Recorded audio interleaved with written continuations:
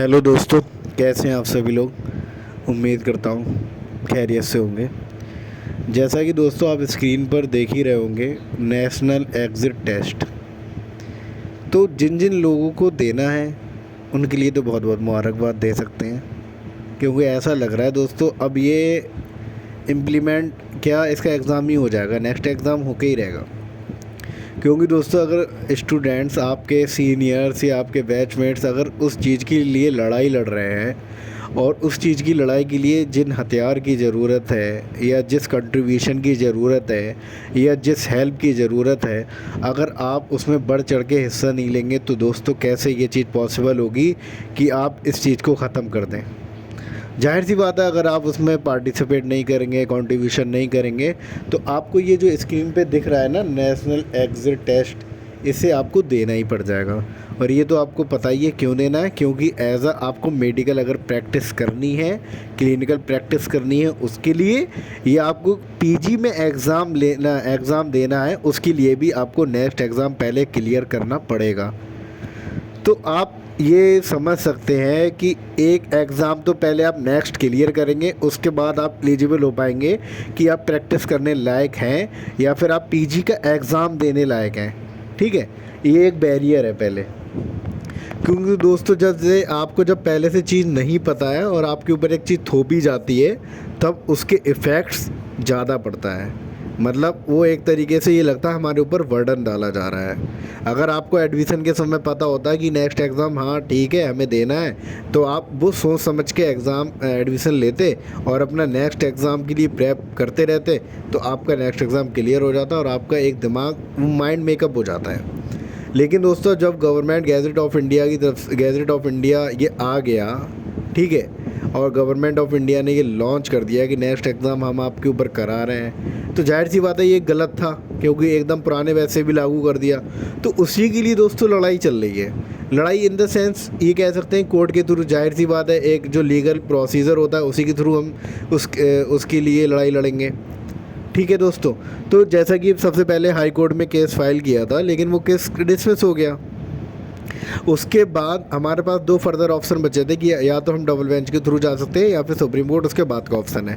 तो जाहिर सी बात है कोई भी आप काम करेंगे तो स्टेप बाय स्टेप करेंगे। तो हमारे पास क्या ऑप्शन है फ़िलहाल कि हम डबल बेंच के थ्रू जाएं और अपने केस को दोबारा अपील करें, फाइल करें, और हम उसमें आर्गूमेंट होगा, लॉयर और एडवोकेट जो हमारे जज साहब बनेंगे उस केस के, तो उसके बाद फाइनल डिसीज़न जो आएगा वो देखा जाएगा।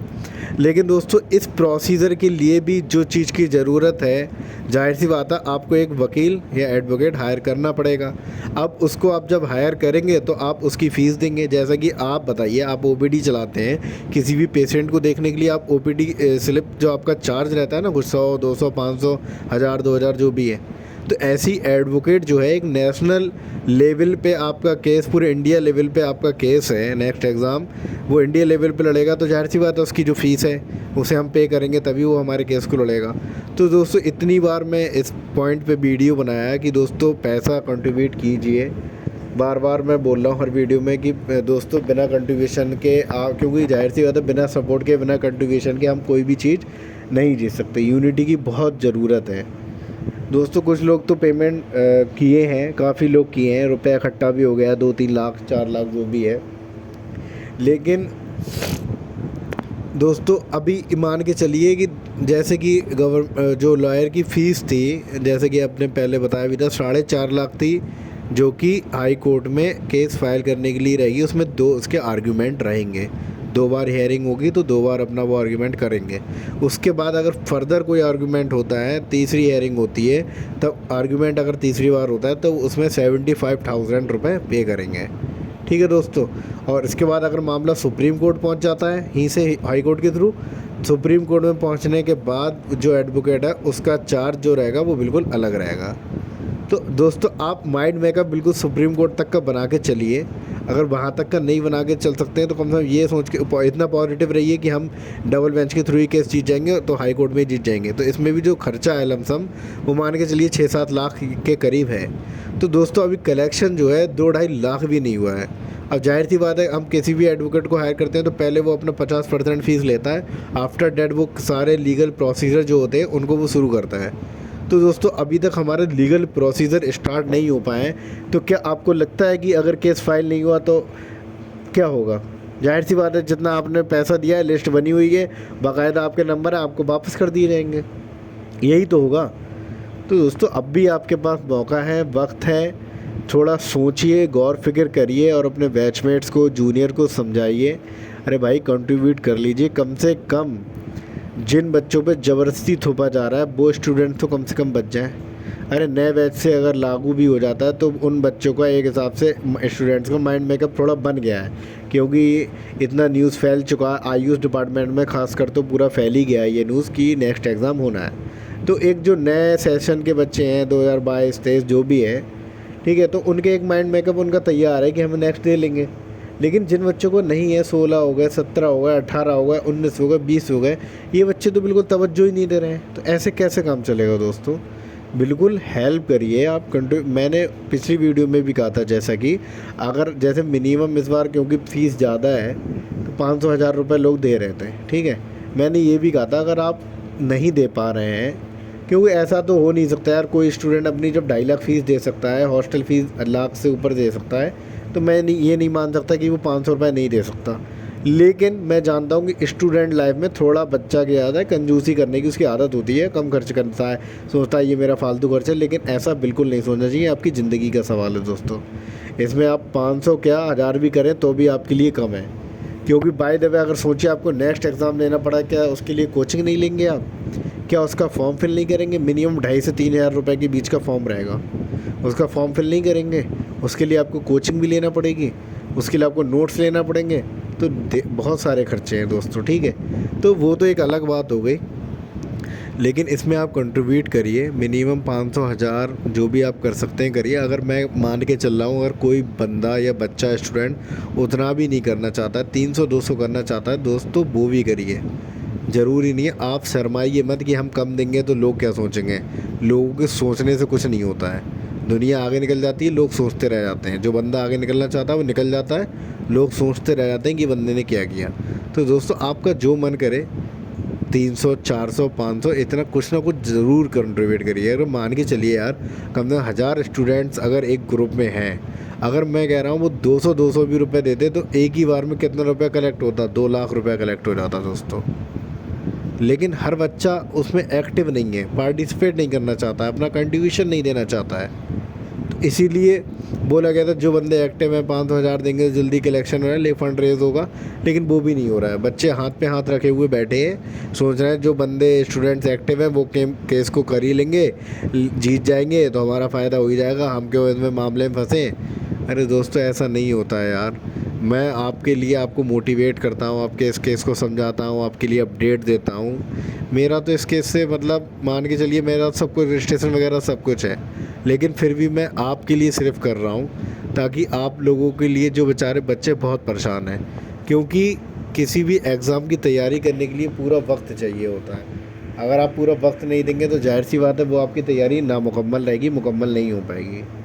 अब जो बच्चे बेचारे प्राइवेट में, ज़्यादातर प्राइवेट के जो बच्चे हैं इतना स्टडी नहीं किए रहते हैं, थोड़ा बहुत उस चीज़ से वो थोड़ा ठीक है तो परेशान होते हैं ज़्यादातर। तो आप एक दूसरे की हेल्प करिए दोस्तों, और कंट्रीब्यूशन ज़रूर करिए ताकि फ़ंड रेज़ हो और केस जो है जल्द से जल्द फाइल हो सके और उसकी हेयरिंग वगैरह स्टार्ट हो, हमारा केस रनिंग में आ जाए। ठीक है दोस्तों, तो आपका जो भी मन करे 300 400 वो भी पेमेंट कर दीजिए, कोई मसला नहीं है, ठीक है। और आप अपना बाकायदा कॉलेज का नाम, अपने स्टेट एंड अपना नाम, अपने जो पेमेंट करते हैं आप उसके स्क्रीनशॉट के साथ तुरंत लिख के जिस ग्रुप में भी आप ऐड हो उस ग्रुप में तुरंत डाल दीजिए करिए, क्योंकि जो उस ग्रुप में अपना डायरी मेंटेन कर रहा है लिखने वाली, वो आपका नाम लिख लेगा। और आप जिसको भी पेमेंट करें, जिस नंबर पे 2-3 लोग हैं आप जिनको भी कर रहे हैं, आलोक हो गए, रेशमा हो गई या जो भी हैं, तो आप उनको पर्सनली भी भेज दें और ग्रुप में भी भेजते रहें। ठीक है दोस्तों, और एक दूसरे की हेल्प करें दोस्तों, यूनिटी बनाए रखें, क्योंकि इस चीज़ में जो है ना आपके मेडिकल फील्ड में यूनिटी की बहुत ज़रूरत होती है। जैसे कि आप अपने सीनियर अगर आपके लिए कुछ कर रहा है तो आप उसको भी उसकी बात मानें, उसको सहयोग करें, उसकी हेल्प करें। और सीनियर तो हमेशा जूनियर की हेल्प के लिए तैयार है यार, सीनियर का दिल बहुत बड़ा होता है। समझ रहे हैं आप बात। सीनियर का दिल हमेशा बड़ा होता है, जूनियर को कभी भी ज़रूरत हो वो हमेशा आपके लिए खड़ा है। लेकिन इस मौके पे जूनियरों को भी, जो आपके सीनियर्स हैं, उनके लिए भी खड़ा होना चाहिए, ताकि आपके लिए भी आने वाले वक्त में आपके लिए भी आपके सीनियर जूनियर सब एक दूसरे कंधे से कंधा मिला के खड़े रहें और एक यूनिटी बने। क्योंकि दोस्तों मान के चलिए, एक हमारा आयुष डिपार्टमेंट है, अगर इसमें यूनिटी होगी ना तो हमारा बोलबाला होगा। ठीक है, चाहे वो आयुर्वेदा वाले हों, चाहे यूनानी वाले हों, चाहे सिद्धा वाले हों, चाहे होम्योपैथ वाले हों, सब अपना यूनिटी बना के रखिए। और जब भी मौके की ज़रूरत पड़े, कहीं भी ऐसा मौका लगे ना आपको दिखाना है कि हम यूनाइट हैं, तो आपको बेझिझक होके एकदम ऐसे सामने आ जाएं सब लोग आप, कि लोग पूरे देश को देखें कि हाँ ये आयुष डिपार्टमेंट है, इसमें यूनिटी है। तो दोस्तों ऐसा मुकाम खड़ा करिए जिससे हमें देश पहचाने। ठीक है दोस्तों, तो अभी जो केस को फाइल करना है तो उसमें प्लीज़ आप लोग सभी लोग कंट्रीब्यूट करें, जो भी आपका मन करे। ठीक है, वरना आपको ये स्क्रीन पे बड़ा बड़ा दिख रहा है ना, नेक्स्ट एग्जिट टेस्ट, ये आपको देना पड़ेगा दोस्तों। ठीक है, तो इससे अगर बचना है तो आप कंट्रीब्यूट करिए, अदरवाइज़ तैयार रहिए इसके लिए। बाकी इसके रूल रेगुलेशन में मैंने पिछली बार भी वीडियो बनाई थी, बाकी वो देख लीजिएगा। बाकी सब नेक्स्ट एग्ज़ाम से रिलेटेड मैंने जानबूझ के आपके सामने आज ये स्क्रीन रखी नेक्स्ट एग्जिट टेस्ट की, ताकि आपको याद आ जाए कि आपको ये देना पड़ जाएगा अगर बाय द वे केस हम नहीं फाइल कर पाते हैं। ठीक है दोस्तों, तो उम्मीद है आप लोग ज़्यादा से ज़्यादा कंट्रीब्यूट करेंगे। और दोस्तों चैनल को भी सब्सक्राइब कर लीजिए, आप लोग बहुत सारे तादाद में हैं ग्रुप में, अगर सब भी करेंगे तो हमारे वीडियो की रीचिंग बढ़ेगी। दोस्तों वीडियो को लाइक ज़रूर करें और कुछ ना कुछ कमेंट करा करें, ताकि हमारी वीडियो जो है ना ज़्यादा से ज़्यादा लोगों तक पहुँचे। और आप अपने कॉलेज के ग्रुप में, बैच के ग्रुप में ज़रूर शेयर करा करें, ताकि सब लोगों को अपडेट मिलता रहे और सब लोग थोड़ा मोटिवेट हों इस केस को लेकर और कंट्रीब्यूट कुछ ना कुछ करें। ठीक है दोस्तों, थैंक यू सो मच। मिलते हैं नेक्स्ट वीडियो में, कुछ खुशखबरी के साथ मिलेंगे कि हमारा केस फाइल हो गया, उम्मीद करते हैं। ठीक है दोस्तों, ओके, थैंक यू।